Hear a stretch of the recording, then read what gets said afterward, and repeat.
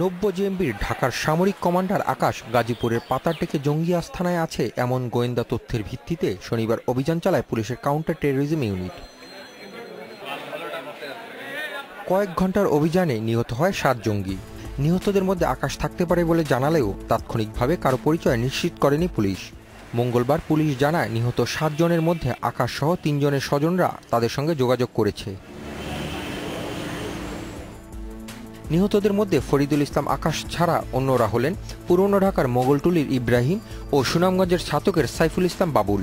যে ছবিগুলি আমরা প্রকাশ করেছি এবং সেই ছবি দেখার পরে অনেক আত্মীয় স্বজনরা আসতেছে তাদের দাবিদার হিসাবে লাশগুলি নেওয়ার জন্য। এর মধ্যে অনেকেই আসছেন আমাদের কাছে। তো যেহেতু আমরা এটা আমাদের পোস্টমর্টম শেষ হয়েছে, আমরা লাশগুলো রেখেছি, এখন আমরা যাচাই বাছাই করছি। ইব্রাহিমের বাবা ও পরিবার সদস্যরা মঙ্গলবার গাজীপুর পুলিশ সুপার কার্যালয়ে যান। পরিবার দাবি করেন কিভাবে ইব্রাহিম জঙ্গি তৎপরতায় জড়িত হয় তাদের কিছু জানা নেই। গত আগস্ট মাস থেকে ইব্রাহিম নিখোঁজ ছিল। আমি বুঝতে পারিনি যে আমি জিজ্ঞেস করলে কি করা তো মোবাইল নিয়ে, সে বলে যে লেখাপড়ার হাদিস পড়ি, কোরআন পড়ি, এটা বলতো। যারা এইটার মূল হোতা তাদেরকে খুঁজে বের করে আমার সন্তান আজকে দুনিয়ায় নাই, যাতে আর কারো সন্তান কোনো মা বাবার মুখ খালি না হয়।